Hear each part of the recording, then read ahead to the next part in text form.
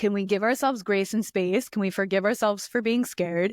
Can we be comfortable being uncomfortable? Like, that's really what it comes down to, is how often can you be more comfortable being uncomfortable? Because it is uncomfortable. It's uncomfortable being a healer a lot of the time. It's uncomfortable being an entrepreneur. And only 9% of people are, like, quotes, meant to be entrepreneurs. It's uncomfortable putting ourselves out there to say, I'm going to help you. It's like, well, who are you to say that you're someone that can help other people? Well, who are you not to? Because I think the solution is to all of this is like stepping out of the ego, because like if there's people drowning, are you going to swim and in place and just look over at them and just think about like, oh, I wonder if I'm qualified. I wonder if I'm good enough. I wonder if I'm going to seem too weird. Am I going to be too woo-woo? Like, what am I making it mean about me? Or am I just going to go over there and save those people? Because I'm placed here with these gifts or this calling. It's like, answer the call of your soul, answer the call of your heart. It's none of my business what anybody else thinks of me. I am here to answer the call. I'm here to use my gifts. That's it. I'm Elysia Skye, and this is the Brilliance Method podcast. Through mindful, motivational, and often hilarious conversations with thought leaders, entrepreneurs, and executives, you'll discover new ways to create your life on purpose.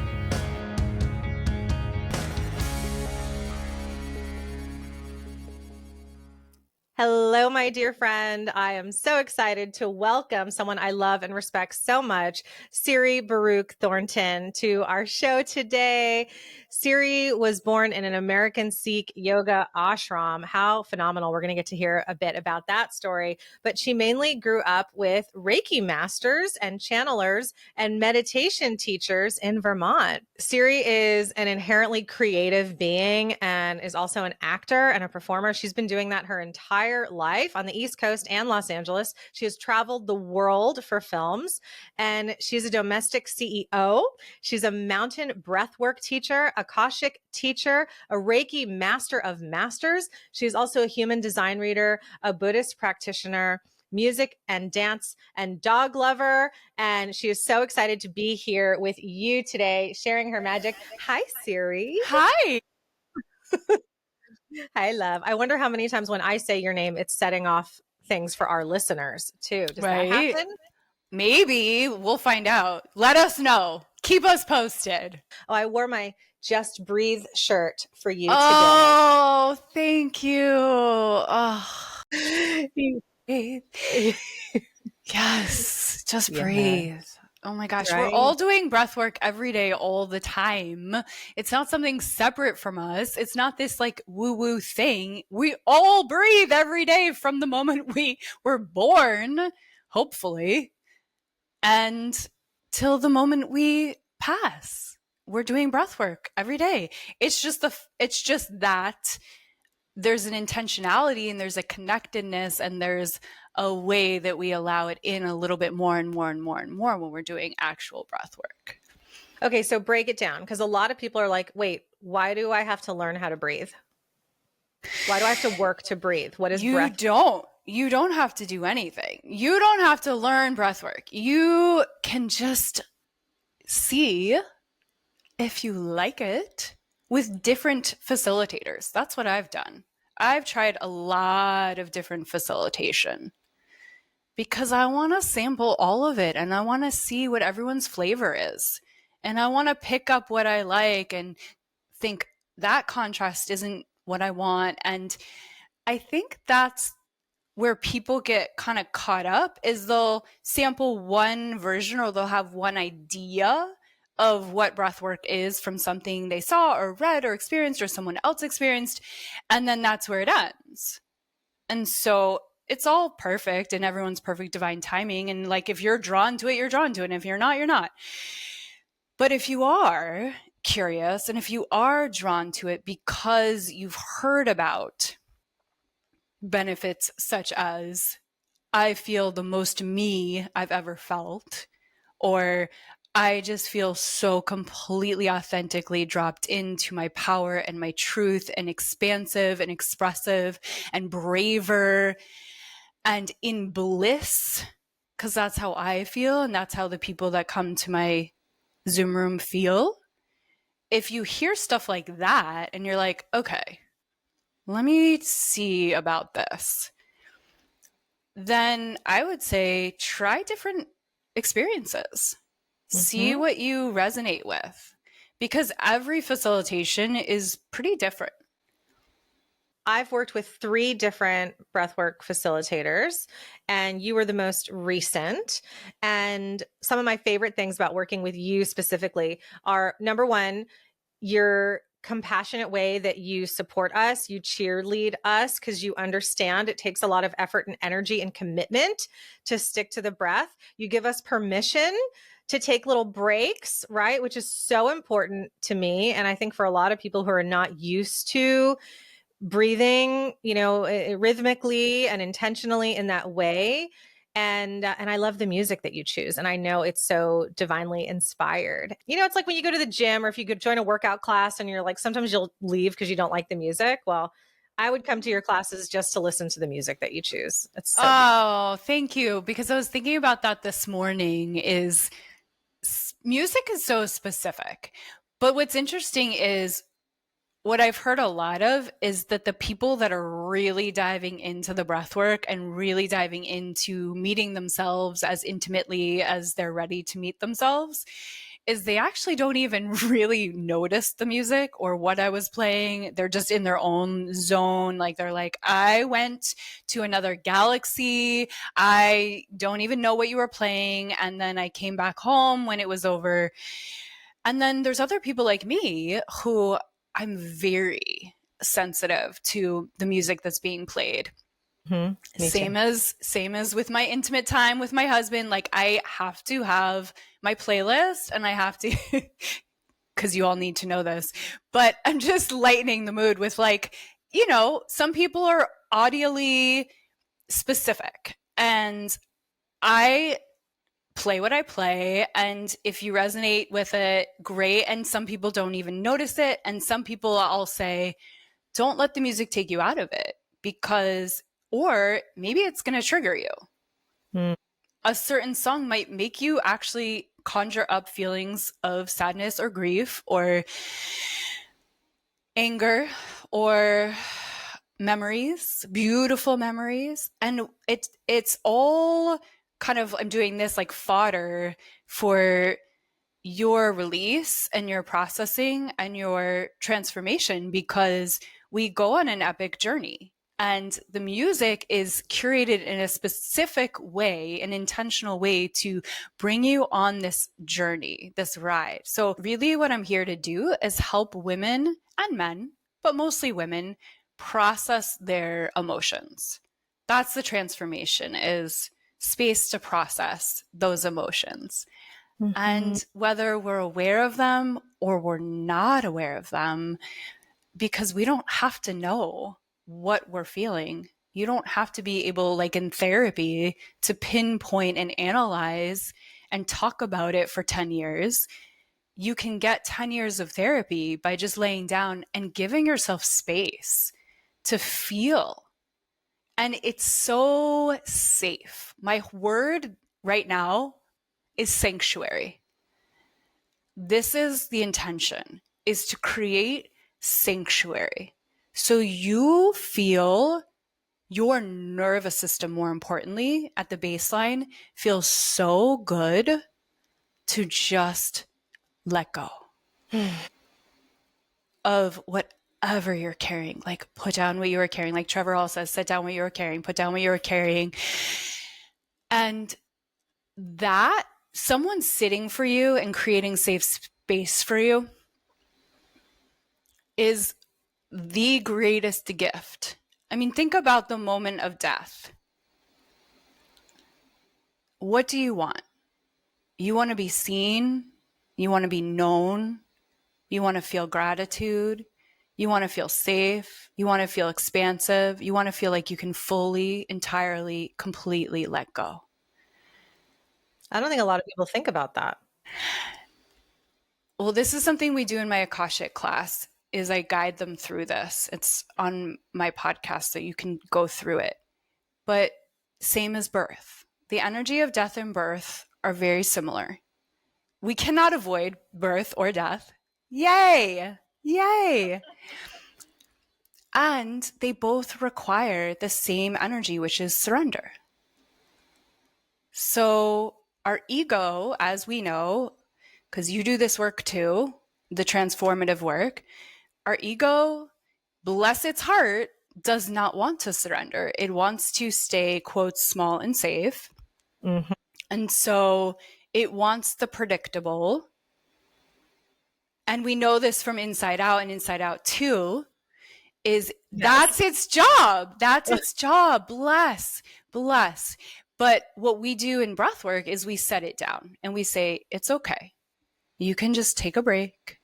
You can take a break for a whole hour and you can just be held and be known and be seen and be loved. And you can just breathe and you can just cry if you need to cry.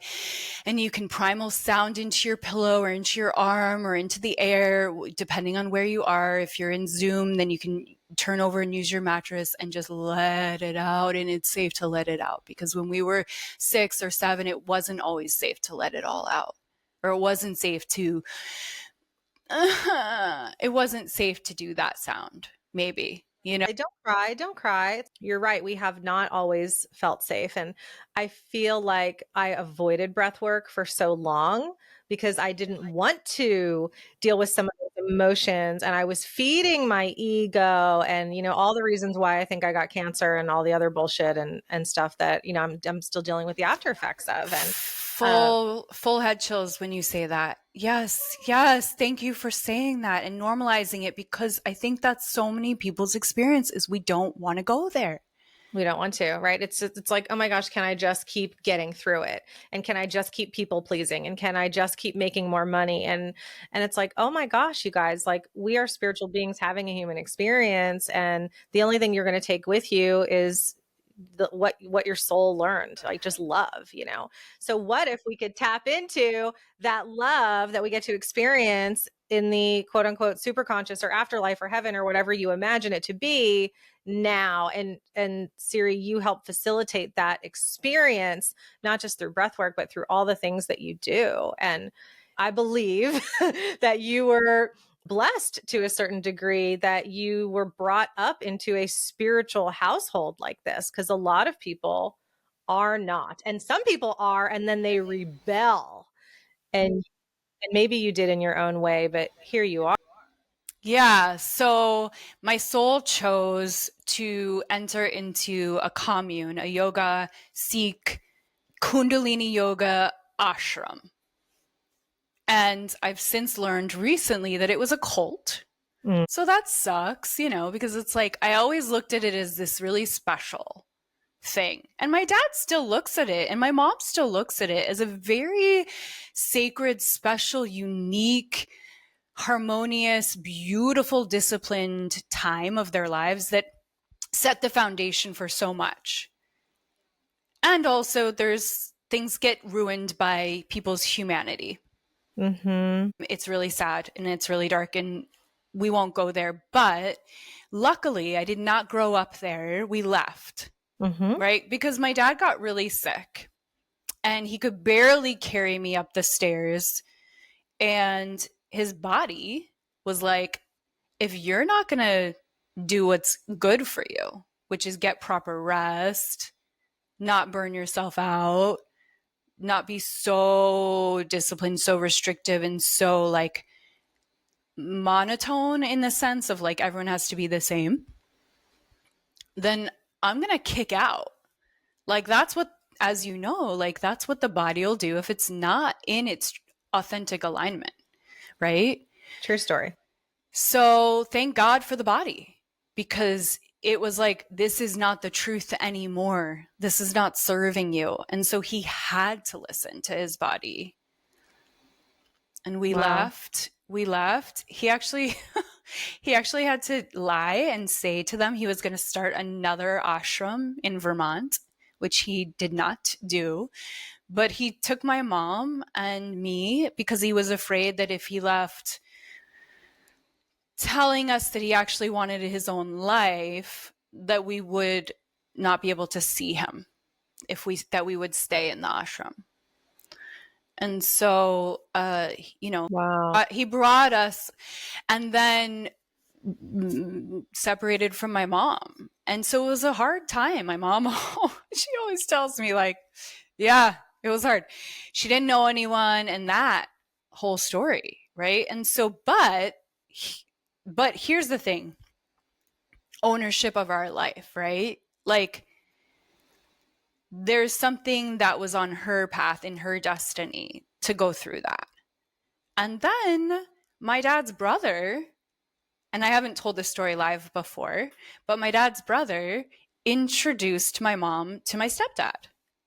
Wow. In the EST training. There we go. Which, for you guys, if you don't know, is the precursor to landmark form. Mm-hmm. Right? So this seeking spirit that I had, that my dad always had, that my mom has always had, has been the through line for my family and for me in my relationships, and why I'm connected to you and to the people listening, is this seeking spirit I've always had, that you have, that we have, that if you're listening, you have, is what's the truth? We want the truth. Yes, we do. So I've always sought the truth. I've always sought love. I've always sought giving people the unconditional love that I did experience growing up. And I don't say that enough, because I tend to focus on the trauma. And everyone has trauma. Like Tracy Litt says, we're all walking trauma responses. Mm-hmm.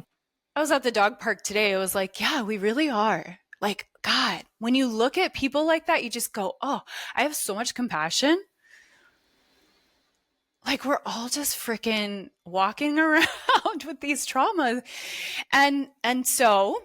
And it's a practice to not take things personally and not make assumptions, and practice those 4 agreements and many others, because we don't know, and it's so unfair for anyone to assume that someone else has a perfect life, even if they have something that you want.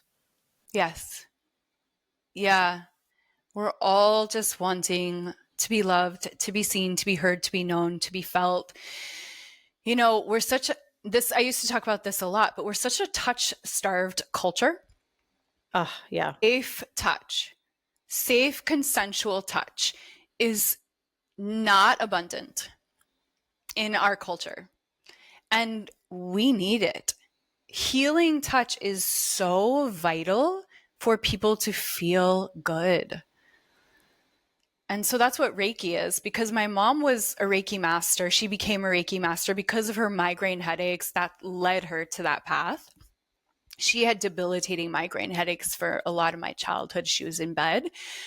And she's a fighter, though. And she found her way to her healing paths, and she brought me to clairvoyance, and she brought me to osteopaths, and she brought me to chiropractors, and she brought me to acupuncturists. Like, she was doing all the things. So literally, I've probably done most of the healing modalities throughout my life. I've pretty much tried most things.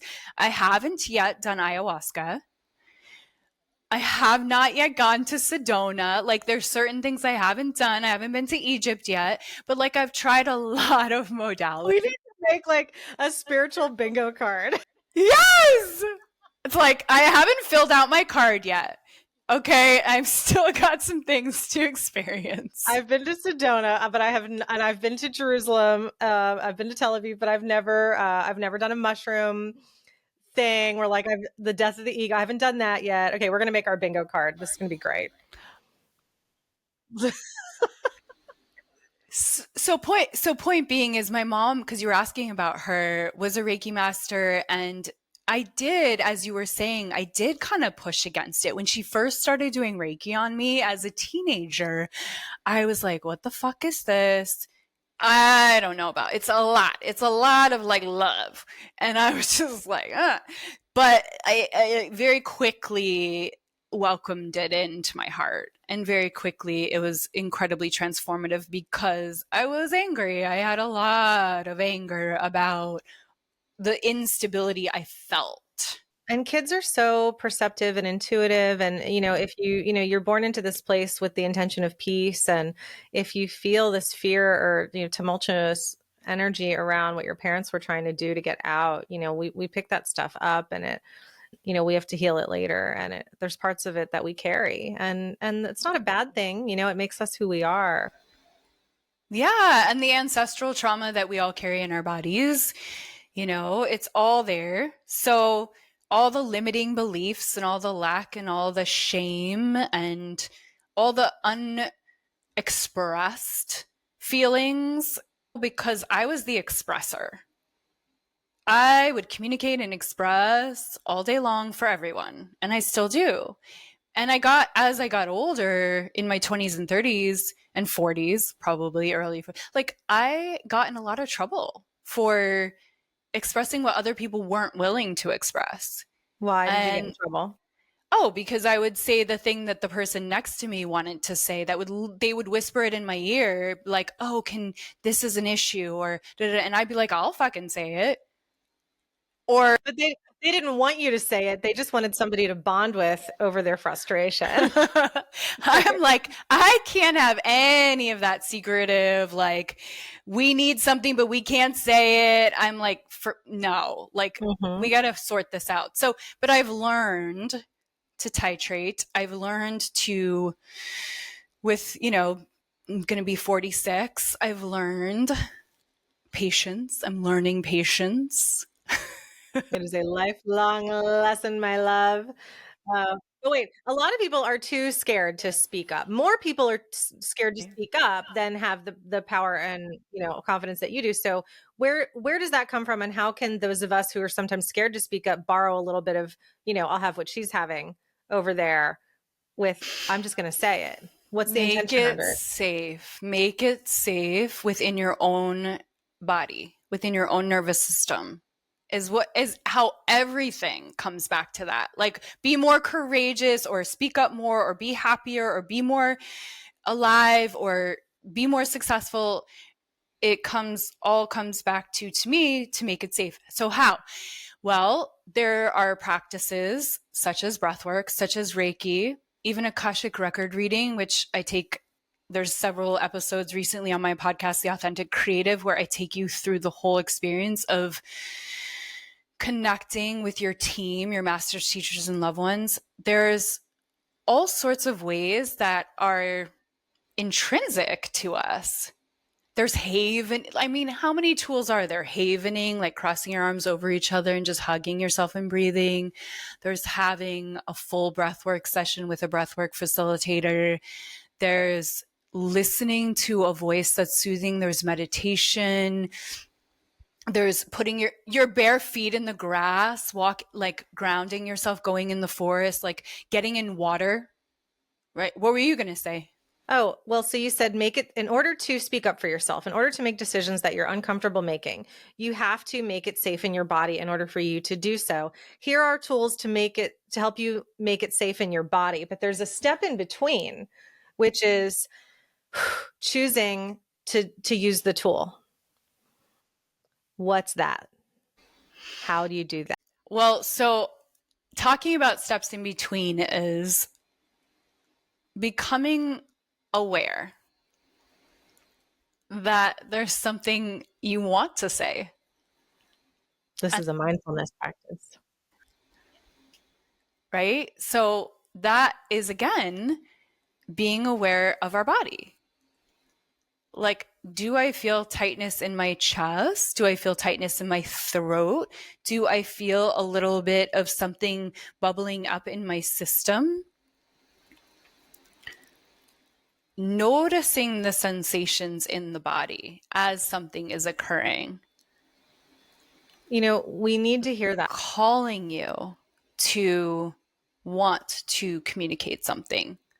So I think it's like the first step, if you're not used to this, would just be, before feeling like you need to say anything, would be to just start to notice with no judgment. What are the sensations in your body?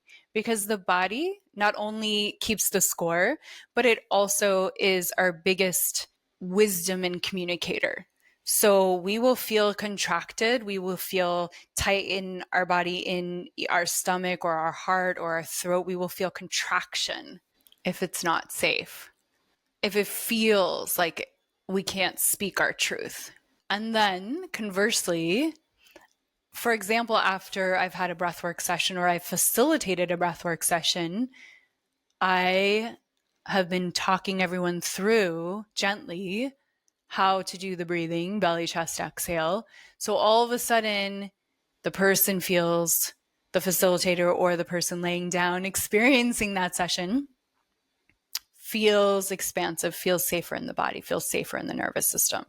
Is there something that is whispering to me or really loud in my head?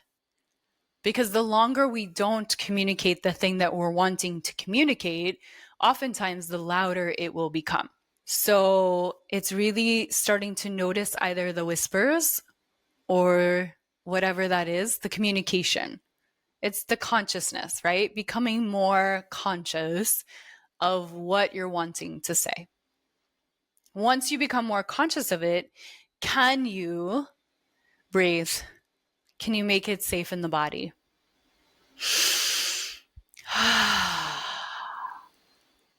And then looking at how can I speak with the most kindness and care and truth? Because who are we to take away that gift from the other person?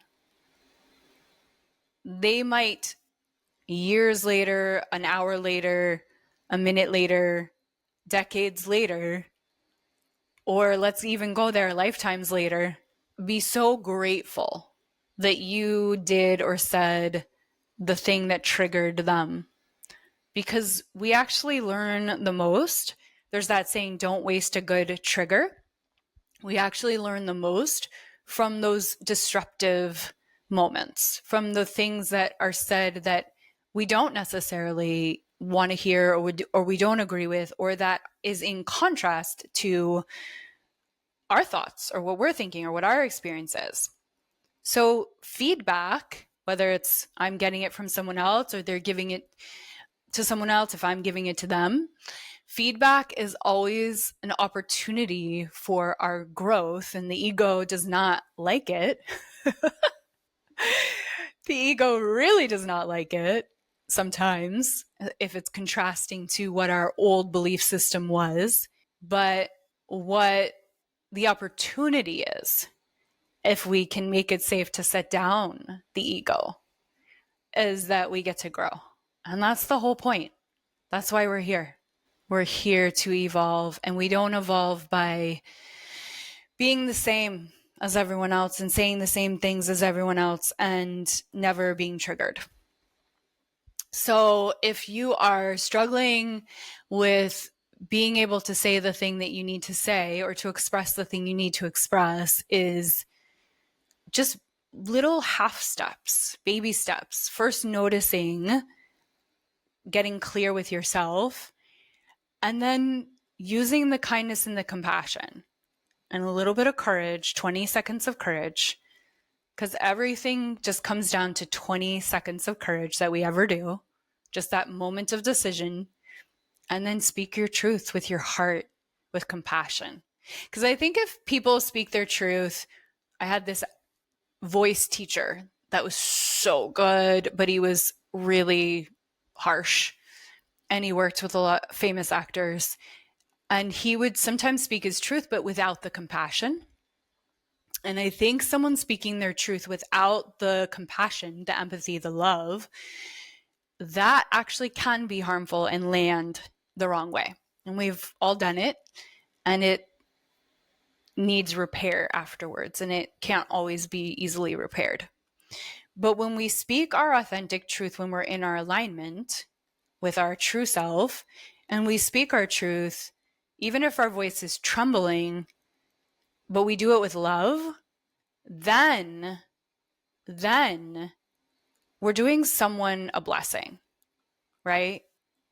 And that's the best thing you can do, is just keep practicing keep practicing showing up and sharing your authentic truth with that compassion, with your open heart. I was having a conversation with my dad when I was visiting LA, and it was a really hard conversation. And someone walked in the room, and so we needed to stop having the hard conversation. And then we had another hard conversation on the phone yesterday, and he said, I'm sorry because we didn't finish that conversation. And I said, you know what? I think it was perfect. I'm really starting to learn how to trust that these moments where we need to take a break are for us, because the amount that we had shared in that hard conversation was enough for us to process. And if we had kept going, I think it actually would have gone down a harder path and not been as beneficial as it was. And I've had those conversations where you keep going and you know there's a part of you that knows like you're full up and you're good and you're like, I can process this, but like if we keep going, it's like I'm going to get to a place where I'm like not able to be my highest self. And so I just feel like I'm starting to trust these moments where we just take, okay, break, time to take a break. Great lesson today in like trusting the process on when to take a break. Okay, so I had a breathwork session the other day with my facilitator, and when I'm breathing, there's a panel across the back of my shoulders that tends to be where I hold all of my shit and stress, right? And like the neck and here. And I think that's for a lot of people. Do you have that? Yeah, I mean, it's heart chakra into throat chakra. What are we holding on to? What are we not expressing? And then also just the physicalness of being a human that works on a computer, right? The leaning forward all the time and the phone all the time, right? Oh my God, I love that you related it to the chakras, because that's so insightful. And thank you for that, because I didn't even think about that. I really didn't. I was just thinking about, oh, this is where I hold my tension. And it gets really, really, really loud when I do breath work. And if you don't understand the way that these healing modalities work, you might just go, oh, that hurts, let me stop breathing. But what I did was, because I know about breath work and healing processes and all of this, and because I have a good facilitator who was like, focus on it, make it louder, lean into it, enhance it, like go there. I don't want to. And I was like, it's so painful to focus on it, as opposed to like avoid it and push it away and stuff it down and forget it and just like, let's not go there. But what's so beautiful is, a couple songs later, it dissipated. And by the end, I didn't even remember that it was there. And he asked me about it, and I was like, oh yeah, that really excruciating pain where I was holding all of my grief and sorrow and shame and whatever I was holding, anger. So, but talking about expressing things that are hard to express, and we were talking about making it safe in the body. And I think there's a lot of, I was saying, ways that we can make it safe in the body for ourselves, and it's different for everyone. And I would encourage and invite people to experiment with what feels good and try different things, try different techniques. People are looking, it's ironic almost. People are looking for instant gratification and instant results, but they are not willing to be uncomfortable for 5 minutes, 10 minutes, or an hour to heal something that gives them weeks, months, and years of pain. So it's like the instant gratification. How much more instant can it be if you can do one breathwork session and heal something, right? Doesn't mean that it won't necessarily creep back in at some point if you don't change your responses to how you are in the world and work through your trauma and whatnot. But I want to encourage everybody who's listening and watching that if you are seeking any glimpse of instant gratification, that these modalities that Siri's talking about today can, to a certain degree, bring you that. Even if it means you get to go in once in a while. Like, let's use Botox as an example, right? So Botox is fucking painful, and you're putting chemicals in your body, and it's expensive. And I'm not against it or anything like that. But you go in and you do it, however often people do it, once a year or twice a year or more, and they are satisfied from this thing. There's a benefit there. And it doesn't mean they do it once and it's done. They continue to go back to this thing that is uncomfortable because they want the result. So if we're willing to stick poison in our face to feel beautiful, can we please be willing to also spend 20 minutes, 30 minutes, or an hour receiving a healing so that we feel better? Like, why are we not sister. The free shit and the less painful shit? Yeah, I love that you're talking about free shit, because it's free to step into a cold shower or a cold bath or a cold lake. It's free to breathe. It's free to do Reiki on yourself and put your hand on your heart and feel the love emanating from source energy down your crown, down your third eye, down your throat chakra, into your heart, and out your arms and back into your heart again. It's free to ground yourself. It's free to meditate. All these things are free. And yes, I invest in myself with breathwork facilitators and with, certifications and things like this too. And like, I'll go on a retreat, but it's interesting how we prioritize where we put our money. And who am I to say what makes someone identify themselves as someone who's a woman of integrity or power or wholeness? Like, it's all about your identity and where you want to put your focus on. I'm the type of woman who does this, and therefore I feel good. Okay, great. Do that. And also, there are ways in which we can feel good from the inside out that are going to be an unending resource of peace, because at the end of the day, what we really are seeking is a feeling of inner peace.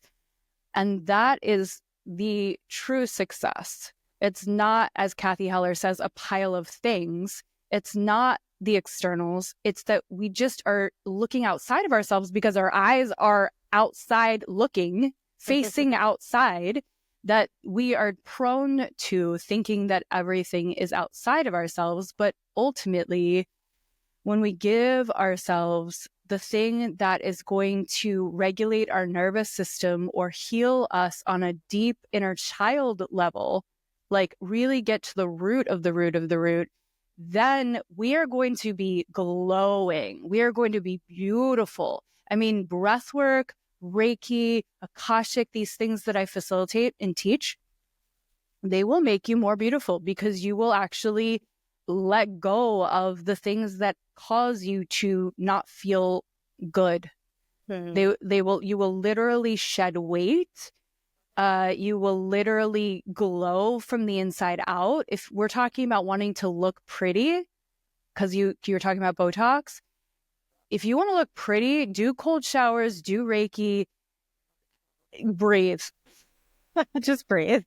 And drink water. Yeah, but heal yourself. Now I'm adding to the give yourself the opportunity, because everything else is just a Band-Aid.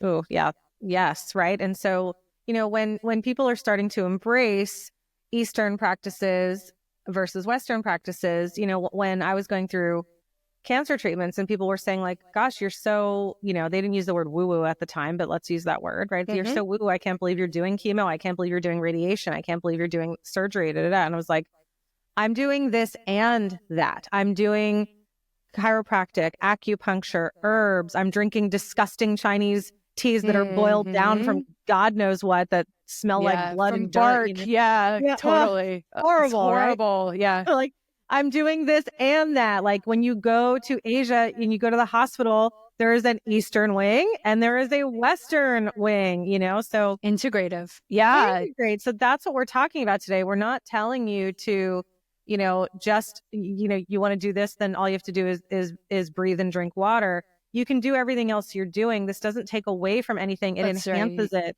right? It makes it more accessible. It makes all the other things that you're paying for externally to look and feel beautiful or make more money or have better relationships, all that stuff. It's a faster path to the success of whatever it is you're calling in to create your life. Like, Siri, you're giving us such easy secrets. And I hope that everybody takes advantage of everything that is listed on your website and everything that we have talked about here today. And if you don't understand some of these terms or some of these things we're talking about, I've brought on a quite advanced spiritual teacher for you today, my friends. So inquire and ask. And it can be so easy if we let it be easy. Right? We have to release the addiction to the drama and it having to be hard. And this is one that I am going to call myself out on, as my friend Andre Quinn called me out on a long time ago, like martyrdom, right? Like, Yes. oh, I got through it because it was so hard. Look how proud I am of myself that I survived the fucking war that I signed up for. Yep. That I created a hard challenge for myself as a soul before I even entered my body. I was like, oh, let me pick all these hard things. That's okay. Good. You're in the graduate, master of masters program of life. Great. But there are things that we can choose to make it easier on ourselves. We don't have, it's already hard. Yep. It's already hard. There's already drama. And I love this idea of, you know what the real drama is? The good drama is like, get to the edge, get to the end of your set point, get to the end of your joy. Like, where does the joy just like stop for you? And can you just get to that place? Yeah. That's the exciting drama. It is. Because there is definitely a wall. My podcast is, the tagline is expanding our capacity to feel good. There's definitely a wall where we hit and we just go, it's feeling too good for too long. Yeah, the ego has had it up to here with all this joy and peace and health and love you're bringing. It's not used to feeling this good. It's programmed, and all of the TV and all of the movies and everything we see programs us to think. I mean, think of every good movie, every good cliffhanger. It's always like the blissful moment when they're in the car and the wind's blowing through their hair and everyone feels so good and they're laughing, and then car crash. Like, that is programmed into us. When is the other shoe going to drop? We're not, we don't think that we don't expect to feel good all the time. We don't think we're supposed to feel good all the time. Yeah. And if you're waiting for the shoe to drop, then the shoe's going to drop. And if you don't assume the shoe's going to drop, you're going to live a lot more blissful life, not realizing there's shoes dropping around you, or when they drop, you handle it better because you weren't afraid of it. I love this idea of because I was in a car crash years ago when I was trying to have my first child. And there's nothing that any amount of being anxious, being stressed, thinking about the past, thinking about the future, trying to be more successful, that was going to make me more prepared for that moment when I was flipping upside down. Oh my God. In the car. There was nothing that was going to prepare me like, oh, let me just get really like white knuckle this moment. No, it's like, actually, when, I don't know why I'm going here, but this is just what we're talking about, is like people who are drunk that get thrown from a car actually tend to do better because their bodies are so relaxed, right? So it's like, actually, the more relaxed you are in an emergency situation, which is what we think we need to prepare for all of the time, that fight or flight response, though actually the more we can train ourselves to breathe and to be relaxed and to be present and to be embodied, the more prepared we are going to be if and when there is an actual emergency, which there usually is not. Yeah. Like, you want the person on the airplane that is the most embodied, the most calm, the most connected to their breath and their heart. That's what you want. You don't want someone who's like stressed out and traumatized helping you. Correct.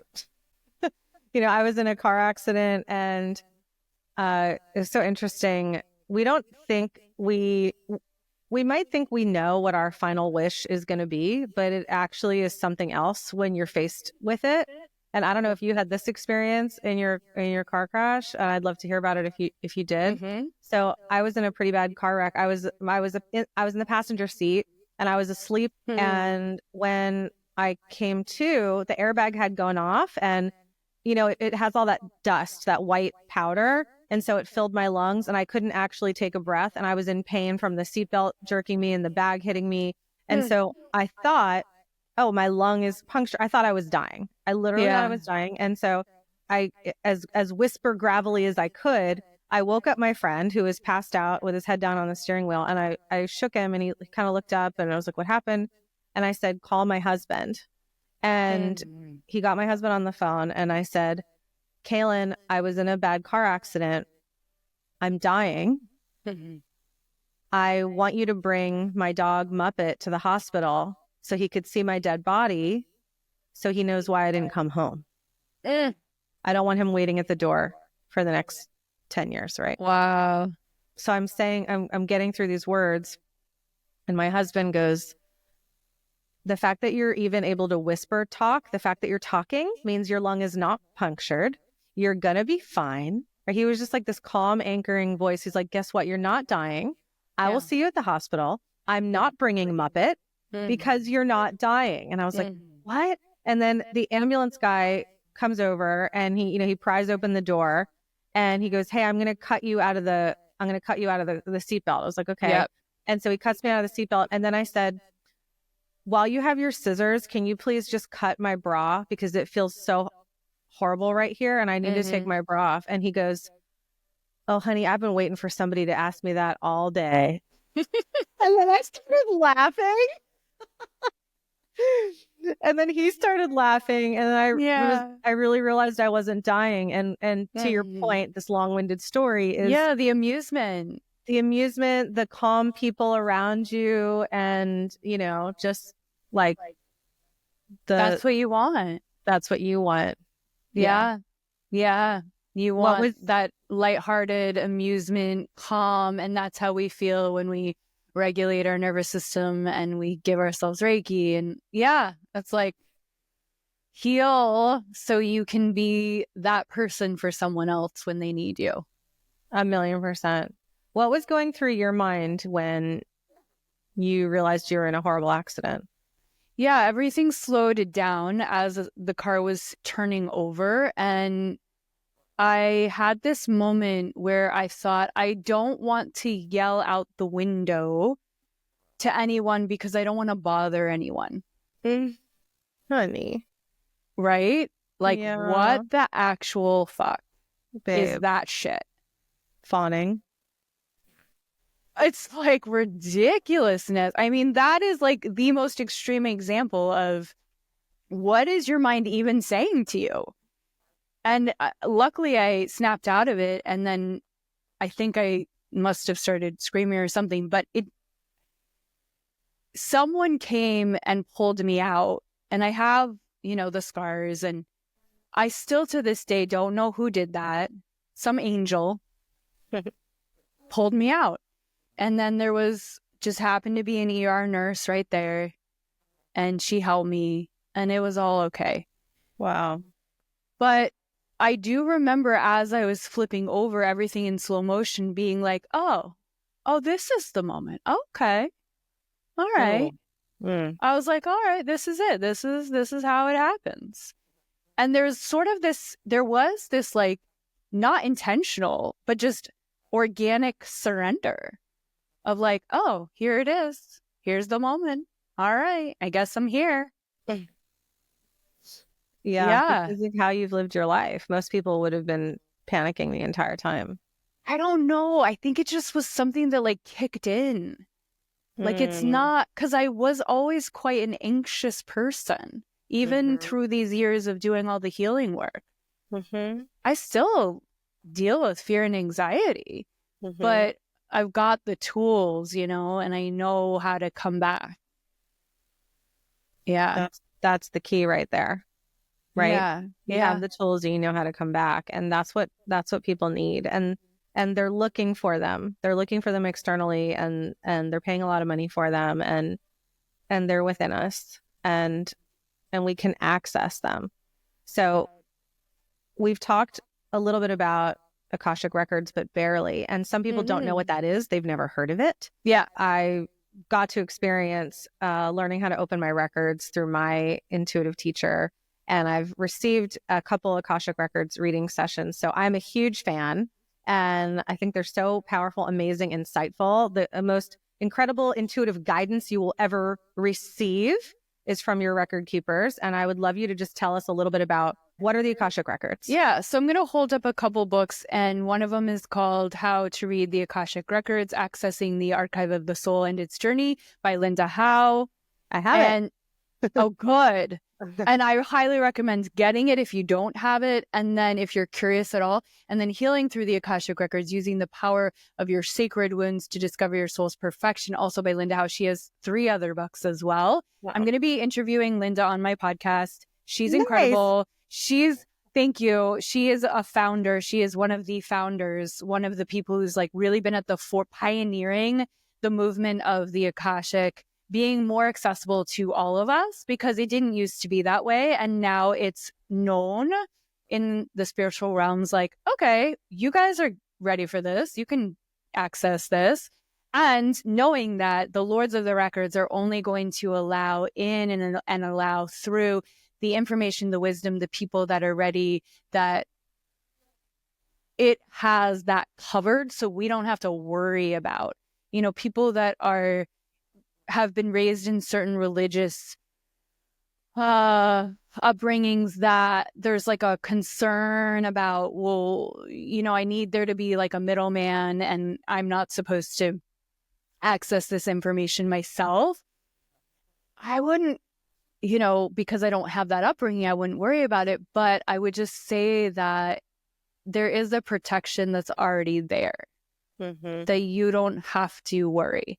And that the energy, because there's also people who've had a lot of like other types of experiences with the quotes other side, they get worried about entities and energies and dark energies and being protected and things like this. And the thing is that the Akashic realm it's all around us. It's a plasma that encompasses everything that's living, and it's a way of recording everything. So anything that has life has a plasma around it, and that plasma is recording. And so just like we're recording here now, that's happening everywhere, all the time, all at once, with everything that's alive. And so there is a way of tapping into this intelligence, this wisdom, this infinite wisdom, that we use a sacred prayer. And there's different ways of accessing it in different prayers, but I use Linda Howe's prayer that access the heart of this infinite wisdom. And so I am doing what's called channeling, but not to kind of freak anybody out when I use that word, but it really, all it is just having the intention, using the prayer, opening my heart, and then perceiving what there is to be perceived. So that for different people, it's different ways of perceiving. So for some people, they physically, viscerally feel things in their body. For some people, they hear. For some people, they know. They just have a knowing. And for some people, they see. They see images. Some people smell when they're in their Akashic records. They have the Akashic open. And they smell information. I have all of these. Some people only have some of them. It actually does not matter how you perceive or how many ways you perceive.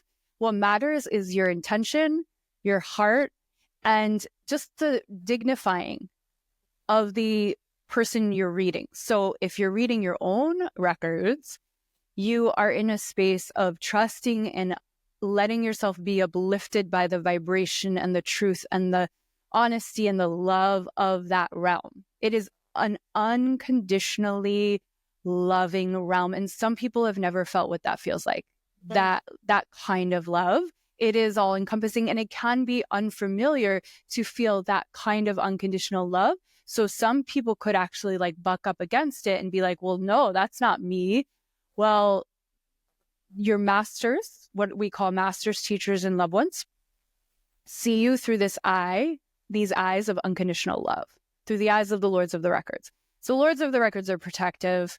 They're kind of like a gateway. And then the masters, teachers, and loved ones are seeing you through these eyes of love. And some people, if they don't understand that love for themselves, might feel like, oh, this isn't me, but actually it is you. It's just that you've never perceived yourself with that much love. And so it is an initiation when you start to open to the Akashic energy and you open to this realm of what this vibration feels like. And it literally, just like with a Reiki attunement, which is another conversation, but it's very similar, is it attunes you to this higher vibration. It attunes you to this love. And then you're more and more and more able to see what you're ready to see, to know what you're ready to know. And you won't see or know more than you're ready for it. That's the thing you don't have to worry about. And what I tell my Akashic students is, and our next course starts September 9th, is I say that your only job is to open your heart and to see and to hear, to perceive, and then be the compassionate communicator of whatever you're getting. That's it. It's really simple. And then the person being read their records. And records is an interesting word because we think like, oh, is it like this library? And like, yes, okay, there's like a quotes library, but I don't see it necessarily as a library. I actually see deer, like a field of deer and a blanket laid out. Like everyone sees something different. That's interesting. But like some people like feel there's certain confirmations to know for each person, like it's personal to them, like how they know that they're in it. But really for the person being read is just for them to, as best they can, be in their body. And I walk them through that whole process of grounding, running their energy, and to just let themselves be seen. I just say, let yourself be seen. Right. And so just open enough. You don't have to believe in all of it, but just let yourself be seen by the person reading you. And then they can give you what's there, because we can't always see it ourselves. But even if we can see it, there's a way that when we're in the Akashic, we can like zoom out to a perspective that we didn't even realize. And practitioners of the Akashic, as they're learning, will start to say things that they wouldn't normally say, not in a weird voice, not a possessed voice, but like say certain things that are like, oh, I didn't even know that word existed and now I'm saying it. And it's like, oh no, yeah, because you are channeling this information. You're letting yourself, you're putting your focus and your attention 100% on the other person, which actually is so relieving because you're completely out of your own stuff. And you get a healing too when you do that. But you also have to release your ego about it, right? That you're special or that you're making it up or anything where you feel less than love to participate as a reader in something like this. I mean, we're all special. And yeah, it does require, that's exactly what it is. It requires setting down the personality. So much of that. So setting down the personality, if we can do that, we can accomplish so much more that we want to accomplish. And thank you for that beautiful explanation, by the way. Okay, I want to come back to the setting of the personality real quick, because I just want to say, when I looked at my records, I was totally in some sort of weird library. It was like selenite, a selenite cathedral.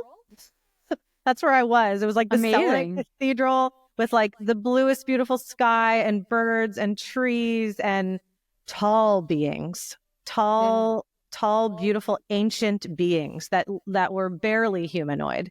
And, they had arms and hands and eyes and but just, didn't look like us, just hard to, almost like a stretched out person, so to speak, but beautiful. And then in the record, when I went into the cathedral, there were shelves and like Beauty and the Beast style library ladders that go around, with like this, these old books, old beautiful books and colors, and just a clean, beautiful floor. What's kind of fun too when you're talking about the senses is I could be barefoot in my hall of records on a marble or selenite floor and my feet wouldn't be cold.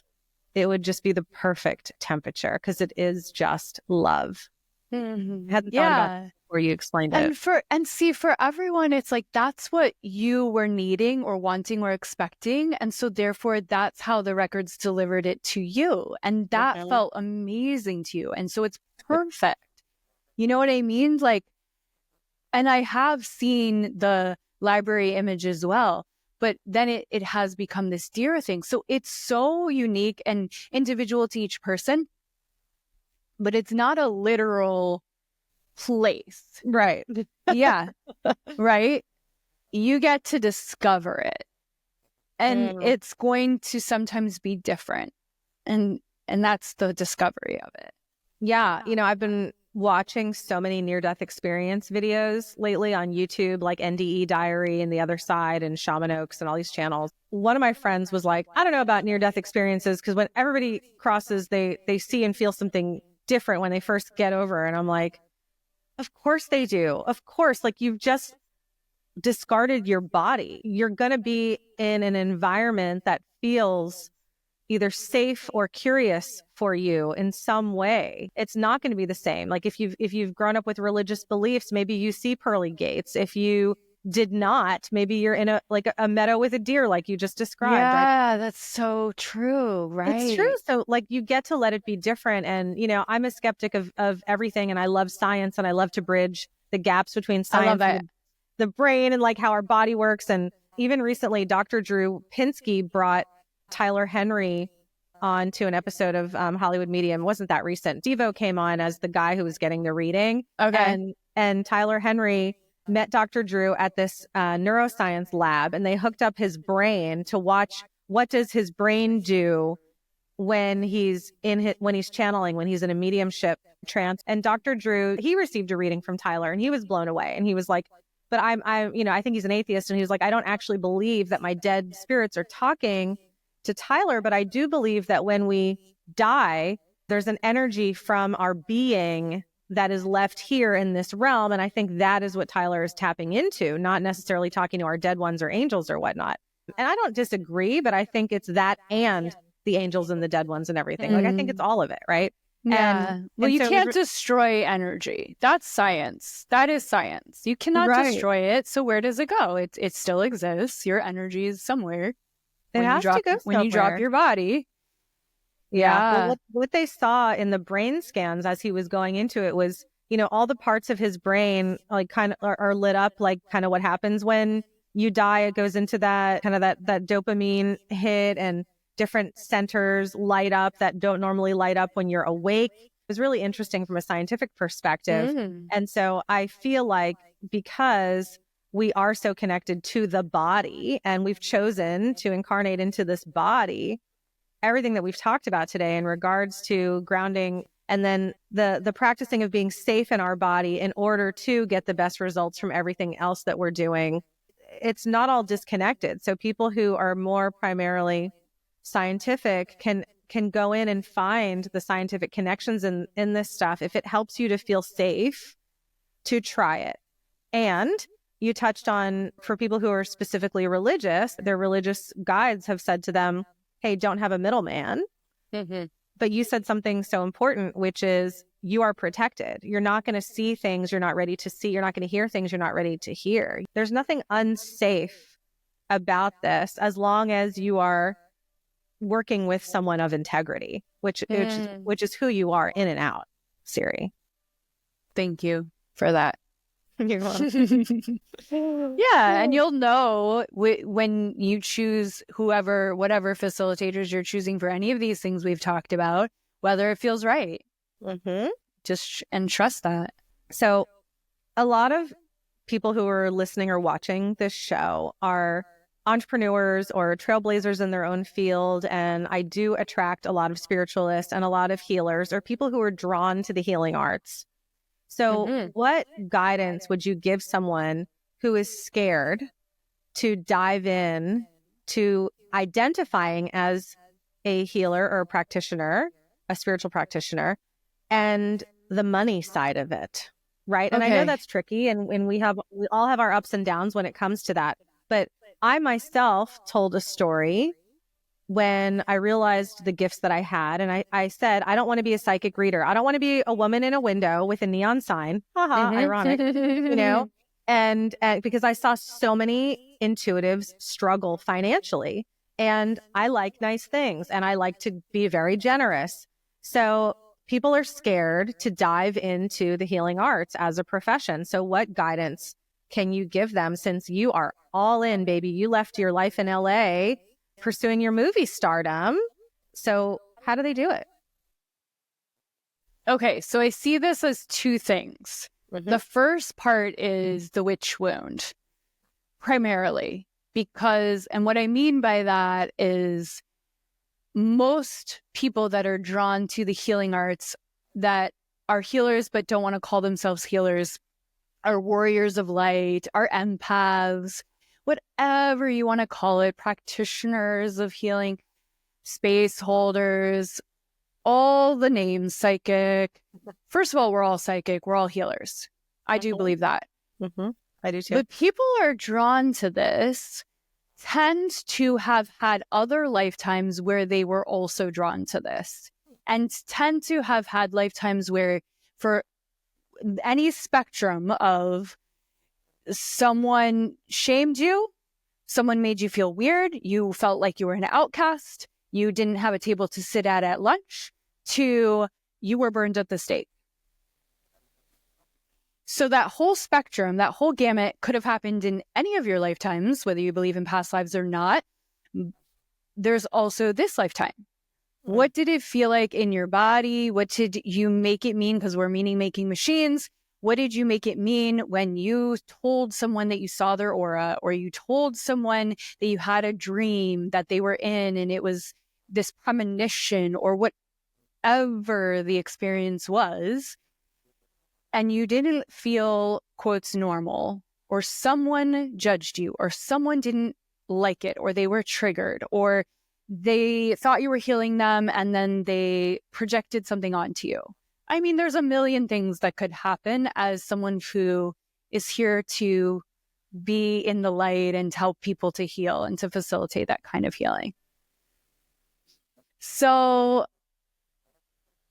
of course, and I say when I teach the Akashic, this is what Dr. Linda Howe says, of course you feel scared. Like, yeah, I would too. And so can we make it acceptable? Can we normalize it? Can we give ourselves grace and space? Can we forgive ourselves for being scared? Can we be comfortable being uncomfortable? Like, that's really what it comes down to, is how often can you be more comfortable being uncomfortable? Because it is uncomfortable. It's uncomfortable being a healer a lot of the time. It's uncomfortable being an entrepreneur. Only 9% of people are, like, quotes, meant to be entrepreneurs. It's uncomfortable putting ourselves out there to say, I'm going to help you. It's like, well, who are you to say that you're someone that can help other people? Well, who are you not to? Because I think the solution is to all of this is like stepping out of the ego. Because if there's people, the example that I think you and I know is like, if there's people drowning, are you gonna swim and in place and just look over at them and just think about, like, oh, I wonder if I'm qualified. I wonder if I'm good enough. I wonder if I'm going to seem too weird. Am I going to be too woo-woo? Am I da-da-da-da-da-da-da? Like, what am I making it mean about me? Or am I just going to go over there and save those people? Because I'm placed here with these gifts or this calling. It's like, answer the call of your soul, answer the call of your heart. What are your gifts? Like, what are you being called to? People ask me to teach them Akashic record reading. Who am I to say no? If someone's asking for that, if someone asks for me to place my hands and heal them, if I have the ability, who am I to say no to that? Like, what else am I here for?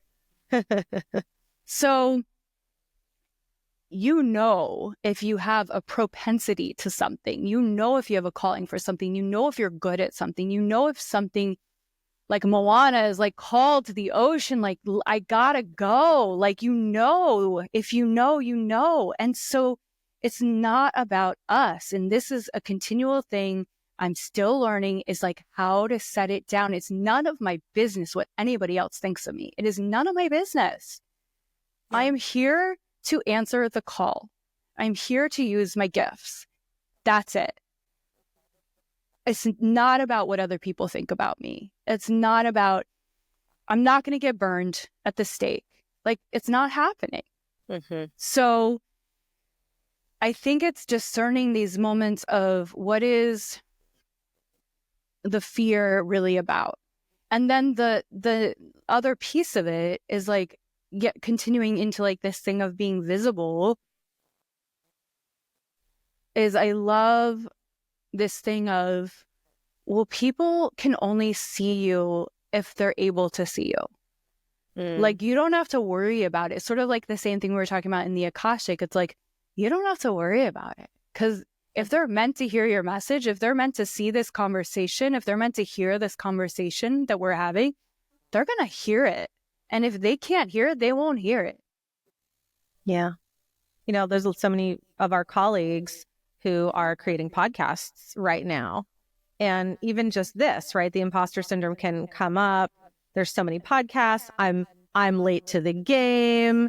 Is my audience big enough? If I'm spending so much time doing this, will it make me money? Like all that stuff, right? And such a racket. Yeah. You know, and you have to put it to bed. You just put it to bed or put it down, like you said. And I love how many people you bring on your show. I love that you just like I messaged you in the middle of the night a few months ago and I told you about my wealth comes from love. And I was like, Siri, you're the first. I woke up in the middle of the night. I'm like, I just need to tell you this epiphany that happened. And you're like, hot damn. And you like the next day you just recorded an episode and you talked about it. And I'm like, yeah, right? Like that I want more people to have that permission to just share, because you know that it's helping others and you're excited and passionate about it, whether it's in the moment or you have been for a long time.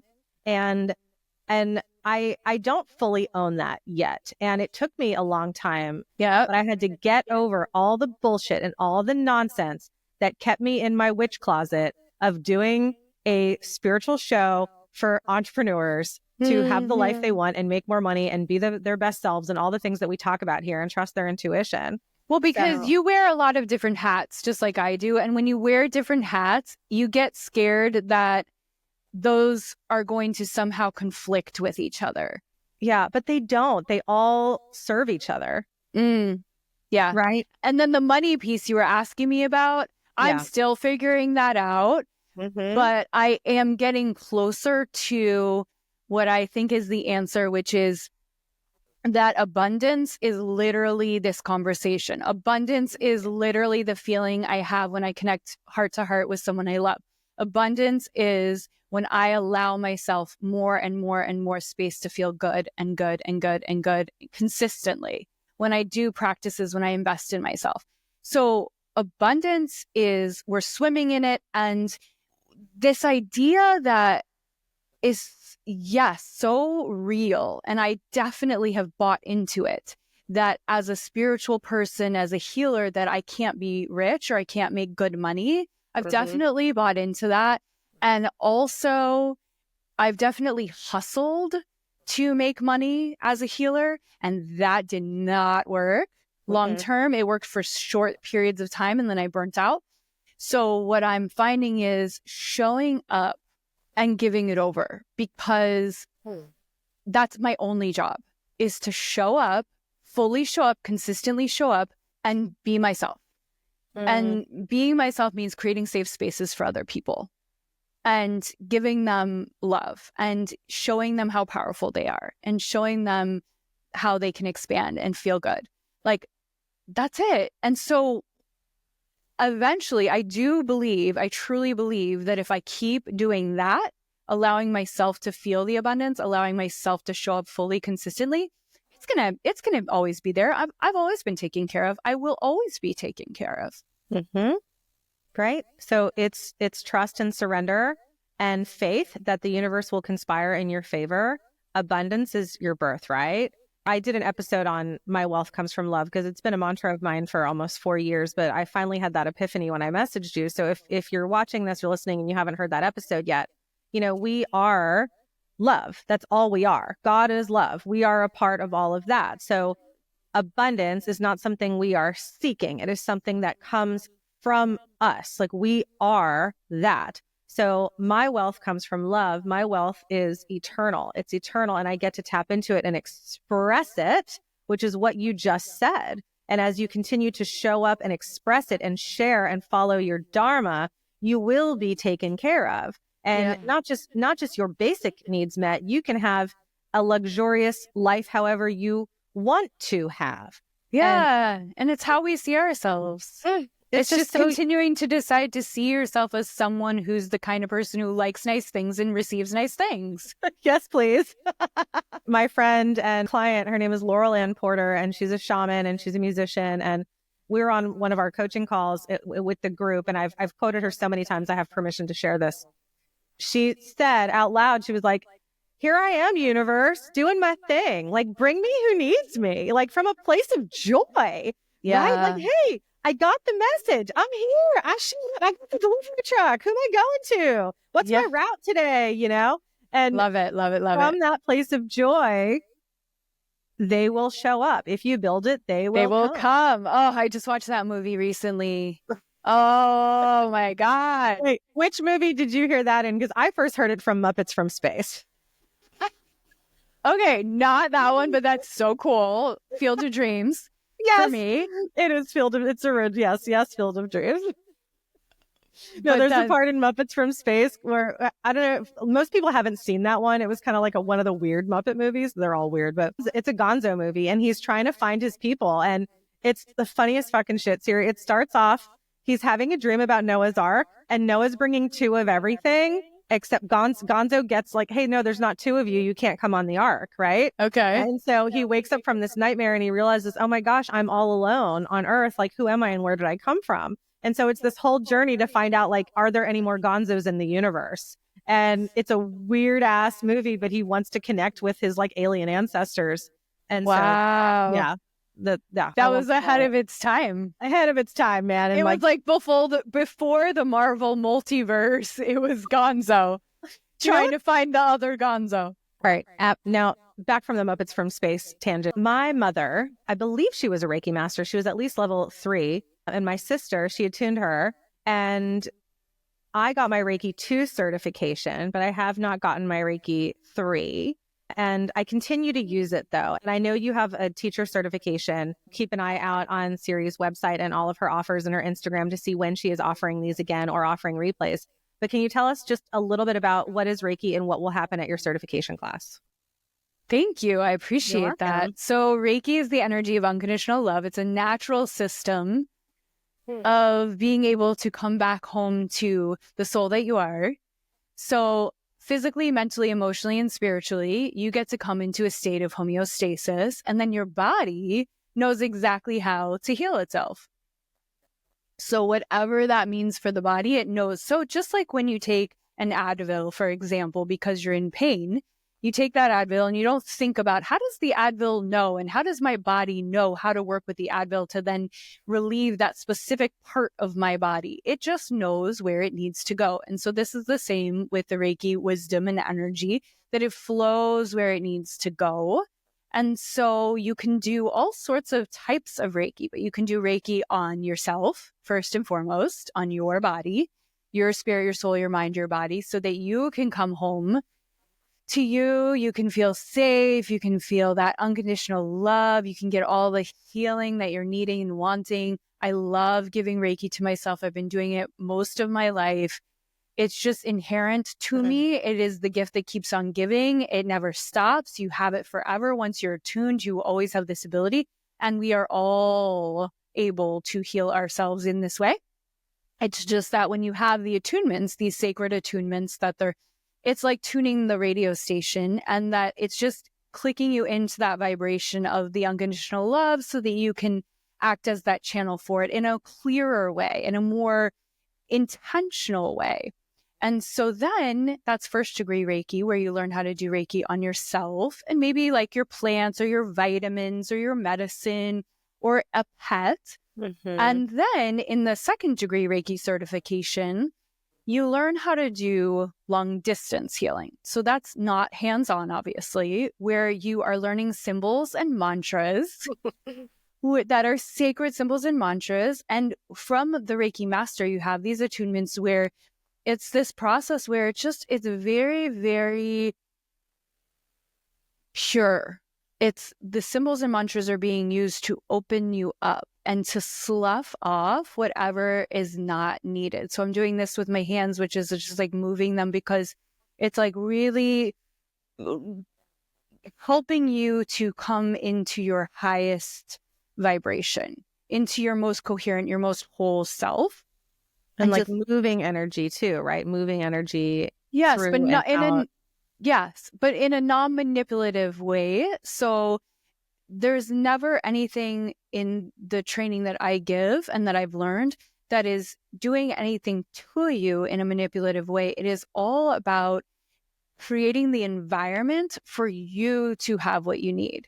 So for the Reiki lineage, so I'm connected through John Harvey Gray, who is one of the original 22 students of Hawayo Takata, who is the one who brought Reiki to the US. And Hawayo Takata learned from Chiro Hayashi, who learned from Dr. Mikao Usui.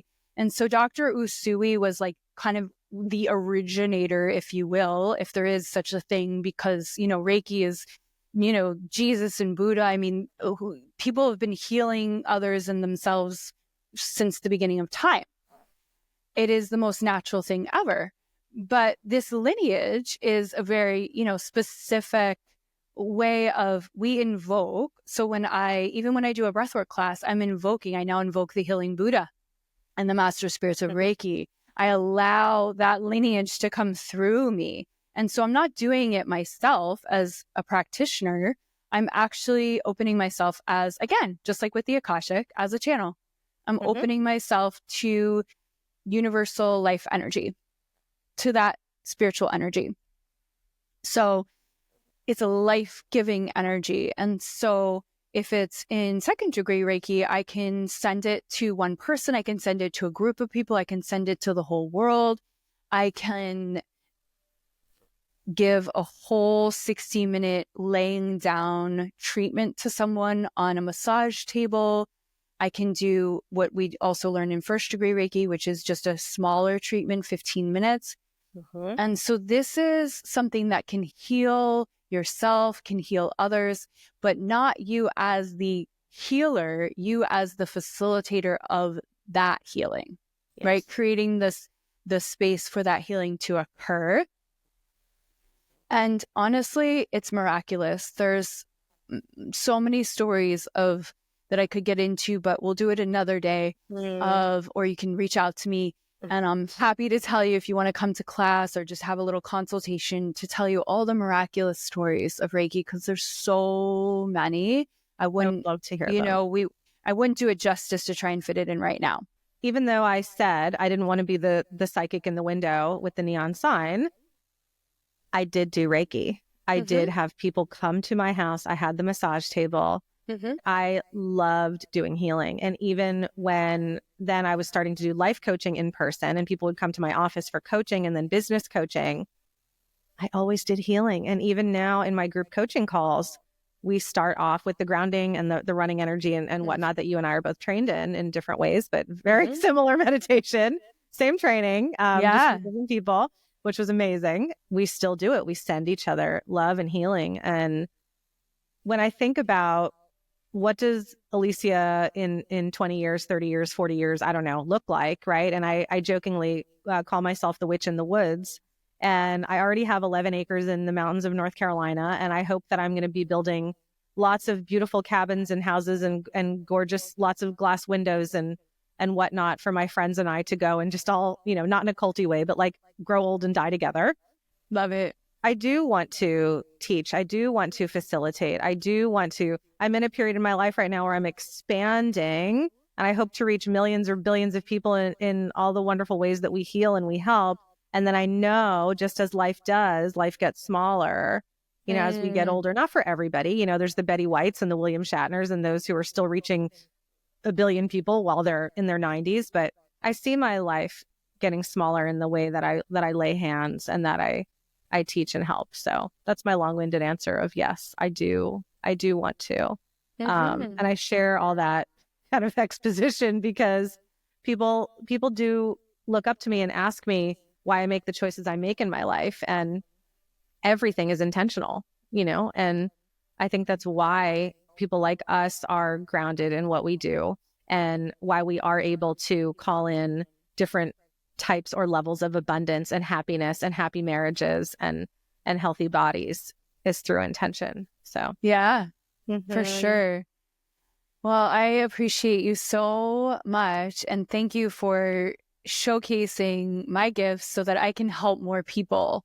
And I really enjoyed facilitating for your people in the past. I can't wait to have the opportunity potentially to facilitate for anyone in your world in the future. I so enjoy it. It just lights me up like to no end to facilitate for people. And thank you, Elysia, for allowing me to share my truth today. Thank you. Oh my gosh, you're welcome. You're welcome. And for those listening and watching who have organizations of any size and kind, I invited Siri to come and teach a class to my clients, and she led a breathwork class, and everybody got to participate in the healing work. As long as they were willing to show up, all they had to do was listen and breathe.